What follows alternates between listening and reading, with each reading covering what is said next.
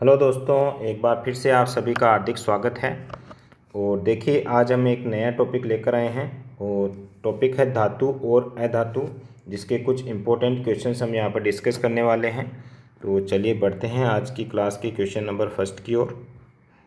देखिए, question number first क्या बोल रहा है। वह धातु जो सामान्य ताप पर द्रव अवस्था में पाई जाती है। तो अपने से ये पूछा गया है कि धातु जो कि सामान्य ताप पर द्रव अवस्था में पाई जाती है। तो हमें पता है कि जो अधिकांश धातुएं हैं वो किस अवस्था में पाई जाती है, ठोस अवस्था के अंदर पाई जाती है। लेकिन जो पारा है वो द्रव अवस्था में पाया जाता है। किस अवस्था में पाया जाता है? द्रव अवस्था में ये पाया जाता है। और ये कैसे है? ये एक प्रकार की धातु है, ध्यान में रखना है वाला पॉइंट। चलिए बढ़ते हैं अगले क्वेश्चन की ओर। वह अधातु जो विद्युत की सुचालक है। देखिए, अपने से पूछा गया है कि वह अधातु पूछा गया है कि जो विद्युत की सुचालक है। तो हमें पता है कि जो अधातुएं होती है वो क्या होती है? विद्युत की कुचालक होती है। लेकिन जो ग्रेफाइट है वो क्या होता है? विद्युत का सुचालक होता है। क्या होता है? जो ग्रेफाइट है वो विद्युत का क्या होता है? सुचालक होता है। तो ये अपने को ध्यान में रखना है। चलिए बढ़ते हैं नेक्स्ट क्वेश्चन की ओर। निम्नलिखित में से कौन सी धातु सबसे अधिक अभिक्रियाशील है? या फिर आप इसको ऐसे बोल सकते हो कि सबसे ज़्यादा जो क्रियाशील धातु है वो कौन सी होती है? तो जो सोडियम धातु है, सोडियम जो होती है वो सबसे ज़्यादा क्रियाशील होती है। यदि आप इसको वायु में या जल में इसको डालते हो तो ये तुरंत आग पकड़ लेती है। क्या पकड़ लेती है? ये तुरंत क्रिया करके आग पकड़ लेती है। इसलिए अपन क्या करते हैं, जो सोडियम होती है उसको मिट्टी के तेल में या केरोसिन में इसको डालकर रखते हैं। ठीक है, तो ध्यान में रखना है, जो सोडियम है वो क्या होती है? सबसे ज़्यादा क्रियाशील धातु होती है। अगला क्वेश्चन देखिए क्या बोल रहा है। धातुएं ऑक्सीजन से अभिक्रिया करके बनाती है। तो जो धातुएं होती है जो वो ऑक्सीजन से क्रिया करके क्षारीय ऑक्साइड बनाती है। जबकि जो अधातुएं होती है वो ऑक्सीजन से क्रिया करके अम्लीय ऑक्साइड बनाती है। क्या बनाती है? अम्लीय ऑक्साइड बनाती है। चलिए बढ़ते हैं नेक्स्ट क्वेश्चन की ओर। Question number 5। देखिए, क्वेश्चन नंबर 5 में क्या बोला गया है। अम्लों के साथ धातु की अभिक्रिया से कौन सी गैस मुक्त होती है?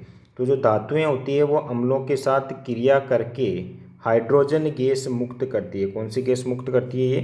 ये हाइड्रोजन गैस मुक्त करती है। ए ऑप्शन यहाँ पर करेक्ट हो जाएगा। अगला क्वेश्चन देखिए। निम्न में से कौन सी धातु घनत्व कम होने के कारण पानी में तैरती रहती है? देखिए, जो धातुएं होती हैं उनका घनत्व क्या होता है? अधिक होता है। क्या होता है? अधिक होता है। लेकिन कुछ धातुएं ऐसी होती है जिनका घनत्व क्या होता है? बहुत कम होता है। और ये पानी में भी बड़ी आसानी से क्या हो जाती है? तैर जाती है। तो यहाँ पर देखिए, जो पोटेशियम है, पोटेशियम जो धातु है इसका घनत्व जो होता है वो बहुत ही कम होता है। और ये क्या है? पानी में आसानी से तैर जाती है। ठीक है, पोटेशियम के साथ साथ अगर मैं बात करूँ सोडियम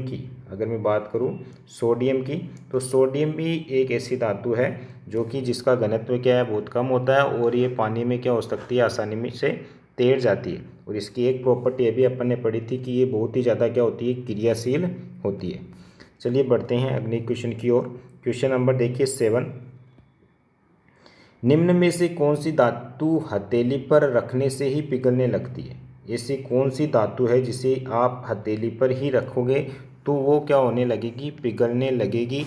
चांदी, पोटेशियम, गैलियम या फिर सोना? तो देखिए, जो गैलियम धातु जो होती है वो हथेली पर रखते ही क्या हो जाती है? वो पिघलने लग जाती है, क्योंकि इसका जो गलनांक है वो बहुत ही कम होता है। इसका गलनांक क्या होता है? बहुत कम होता है। इसलिए यदि आप इसको हथेली में रखोगे तो ये हथेली से ही उष्मा पाकर ये क्या होगा?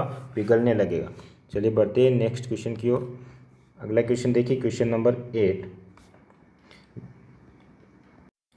विद्युत का सर्वोत्तम चालक है। तो देखिए, विद्युत का जो सर्वोत्तम चालक होता है, वैसे तो सभी धातुएं क्या होती है? विद्युत की चालक होती है। लेकिन जो चांदी है वो क्या है? विद्युत की सर्वोत्तम चालक होती है। क्या होती है? चांदी विद्युत की सर्वोत्तम चालक होती है। ए ऑप्शन इसका करेक्ट आंसर हो जाएगा।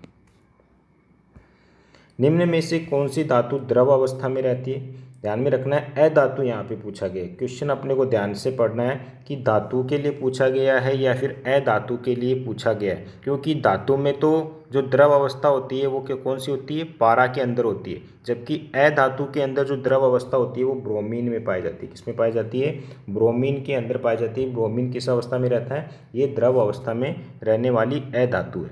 चलिए बढ़ते हैं नेक्स्ट क्वेश्चन की ओर। निम्न में से कौन सी धातु चमकीली होती है, कौन सी अधातु चमकीली होती है। तो देखिए वैसे तो अधातु जो चमकीली जो प्रॉपर्टी है वो धातुओं की होती है, क्योंकि धातुएं क्या होती है, अधिकांश चमकीली होती है, लेकिन अधातुओं के अंदर भी कुछ ऐसे अधातुएं पाई जाती हैं जो क्या होती है, चमकीली होती है। और उनमें जो होती है विशेषकर वो होती है एक तो ब्रोमीन और दूसरा होता है अपना हीरा। तो ध्यान में रखना है कि हीरा और आयोडीन ये दोनों ही कैसे होती है, चमकीली अधातुएं होती है। क्या होती है, दोनों ही चमकीली अधातुएं होती है। अधातु जो कि विद्युत की सुचालक है, आपको ये बताना है कि कौन सी अधातु है जो विद्युत की सुचालक है। तो ग्रेफाइट जो होता है वो विद्युत का क्या होता है, सुचालक होता है। ये अधातु होते हुए भी क्या है, ग्रेफाइट विद्युत का सुचालक है, जबकि अधातुएं विद्युत की क्या होती है, कुचालक होती है। लेकिन जो ग्रेफाइट है उसके अंदर ये गुण पाया जाता है। ठीक है, अगला क्वेश्चन देखिए, क्वेश्चन नंबर 12। अधातु जिसे चाकू से भी काटा जा सकता है। ध्यान में रखना है, अपने से अधातु के बारे में पूछा गया है। सोडियम, सल्फर, पोटेशियम और हीरा। तो देखिए सोडियम और पोटेशियम ये दोनों क्या है, धातुएं हैं, जबकि अपने से पूछा गया है कि अधातु जिसे चाकू से काटा जा सकता है। तो देखिए हीरा, हीरे को तो काटना पॉसिबल ही नहीं है क्योंकि बहुत ही कठोर होता है। सल्फर जो अधातु होती है उसको आप बड़ी ही आसानी से काट सकते हो। वैसे तो अधातुएं जो होती है वो क्या होती है, नरम होती है, लेकिन जो सल्फर होता है उसे आप बड़े ही आसानी से चाकू से भी काट सकते हो। तो ये ध्यान में रखना है। लेकिन यदि आपसे धातुओं के बारे में पूछा जाता कि कौन सी धातु है जिसे आप चाकू से आसानी से काट सकते हो, तो उस केस में यहाँ पर सोडियम और पोटेशियम ऐसी धातुएं होती है जिन्हें चाकू से बड़ी आसानी से काटा जा सकता है। लेकिन यहाँ पर अपने से अधातु के बारे में पूछा गया है, तो बी ऑप्शन यहाँ पर करेक्ट हो जाएगा। अगला क्वेश्चन देखिए, अधातु जिसका गलनांक बहुत अधिक होता है। तो अधातु जिसका गलनांक बहुत अधिक होता है, सबको पता है कि हीरा क्या है, बहुत ही कठोर होता है और इसका गलनांक क्या होता है, बहुत ज़्यादा अधिक होता है। तो डी ऑप्शन यहाँ पर करेक्ट हो जाएगा। अगला क्वेश्चन देखिए, दिया सलाई तथा पटाखों के निर्माण में किसका उपयोग किया जाता है। तो देखिए जो दिया सलाई और पटाखों के निर्माण में अपन लाल फास्फोरस का उपयोग करते हैं। किसका उपयोग करते हैं, लाल फास्फोरस का अपन यहाँ पर उपयोग करते हैं। किसमें, दिया सलाई और पटाखों के निर्माण में। अगला क्वेश्चन देखिए, ऐसी कौन सी धातुएं हैं जो उत्कृष्ट धातुओं की श्रेणी में आती है। तो देखिए जो उत्कृष्ट धातुएं होती है कौन सी होती है, सबसे पहले तो ये समझते हैं कि उत्कृष्ट धातुएं जो होती है जिनकी चमक क्या है, नहीं जाती है। क्या, ऐसी धातुएं जिनकी चमक लंबे समय तक बनी रहती है, जो वायु और जल के साथ क्या नहीं कर पाती है, क्रिया नहीं कर पाती है, या फिर मैं कहूँ कि उनसे क्रिया करके वो क्या नहीं होती है, उनका कलर चेंज या रंग चेंज नहीं होता है, हमेशा ही चमकीली बनी रहती है। तो ऐसी धातुएं क्या कहलाती है, उत्कृष्ट धातुएं कहलाती है। और वो कौन सी होती है, सोना, चांदी या तांबा। और डी ऑप्शन ए व बी। तो ध्यान में रखना है, जो सोना और चांदी है उनकी चमक बनी रहती है और ये उत्कृष्ट धातुओं की श्रेणी में आती है। सोना और चांदी दोनों ही उत्कृष्ट धातुओं की श्रेणी में आती है, इसलिए डी ऑप्शन यहाँ पर करेक्ट हो जाएगा।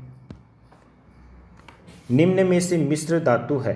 तो देखिए मिश्र धातुएं कौन सी होती है, मिश्र धातुएं वे धातुएं होती है जिनमें दो या दो से अधिक धातुओं तथा अधातुओं के मिश्रण से बनाया जाता है। मिश्र धातुएं, धातु या फिर दो से अधिक धातुएं या फिर धातु और अधातुओं के मिश्रण से बनाई जाती है ये धातुएं। तो देखिए यहाँ पर पीतल, कांसा, स्टेनलेस स्टील और उपरोक्त सभी। तो ध्यान में रखना है, पीतल, कांसा, स्टेनलेस स्टील ये सभी की सभी क्या है, मिश्र धातुएं हैं, क्योंकि ये किसी न किसी धातु और अधातुओं के मिश्रण से ये बनी हुई होती है। तो यहाँ पर डी ऑप्शन करेक्ट हो जाएगा, सभी के सभी क्या है, मिश्र धातुएं। स्टेनलेस स्टील का निर्माण होता है। देखिए स्टेनलेस स्टील का जो निर्माण होता है वो क्रोमियम के साथ लोहे के साथ क्रोमियम व निकेल मिलाने से। अगर आप लोहे के साथ क्रोमियम और निकेल मिला दोगे तो उस केस में अपने को जो धातु मिलेगी, जो मिश्र धातु मिलेगी, वो कौन सी होगी? Stainless steel. तो यहाँ से ध्यान में रखना है, ए ऑप्शन इसका करेक्ट आंसर हो जाएगा कि स्टेनलेस स्टील का जो निर्माण होता है वो लोहे के साथ क्रोमियम व निकेल मिलाने से होता है। अगला क्वेश्चन देखिए, क्वेश्चन नंबर 18 क्वेश्चन देखिए, 18वां क्वेश्चन है, पीतल का जो निर्माण है वो किससे होता है? तो पीतल भी एक प्रकार की क्या होती है? एक मिश्र धातु होती है, और इसका जो निर्माण होता है वो किसके साथ होता है? जस्ता व तांबा। यदि आप जस्ता और तांबा को आप मिला दोगे तो वहाँ पर अपने को क्या मिलेगी? पीतल मिल जाएगी। क्या मिलेगी? तो पीतल का जो निर्माण होता है वो जस्ते और तांबे के सही अनुपात को मिलाने से होता है। एक निश्चित अनुपात में जब अपन दोनों को मिलाएंगे तो अपने को कौन सी मिश्र धातु मिलेगी? वो मिलेगी अपने को पीतल। धातुएं जिन्हें चाकू से भी काटा जा सकता है। तो ये क्वेश्चन अभी मैंने आपको बताया था कि जो सोडियम और पोटेशियम जो धातुएं होती हैं उन्हें बड़े ही आसानी से अपन चाकू से काट सकते हैं। तो यहाँ पे बी और सी दोनों ऑप्शन करेक्ट हो जाएगा। जबकि जो सल्फर होता है वो अधातु होती है और उसको आप चाकू से बड़ी आसानी से काट सकते हो। अगला क्वेश्चन देखिए, आज की क्लास का लास्ट क्वेश्चन होगा, क्वेश्चन नंबर 20। औषधियाँ तथा बारूद बनाने में किसका उपयोग किया जाता है? तो औषधियों तथा बारूद बनाने में अपन गंधक का उपयोग करते हैं। किसका उपयोग करते हैं? गंधक का उपयोग जो है वो औषधि तथा बारूद बनाने में किया जाता है। तो ये थे आज की क्लास के 20 क्वेश्चन धातु और अधातु के ऊपर। तो आज के लिए अपन इतना ही रखते हैं, और अगली वीडियो में अपन एक नए टॉपिक के साथ इसी प्रकार से इम्पोर्टेंट क्वेश्चन डिस्कस करेंगे। तो आज के लिए इतना ही है। Thank you very much.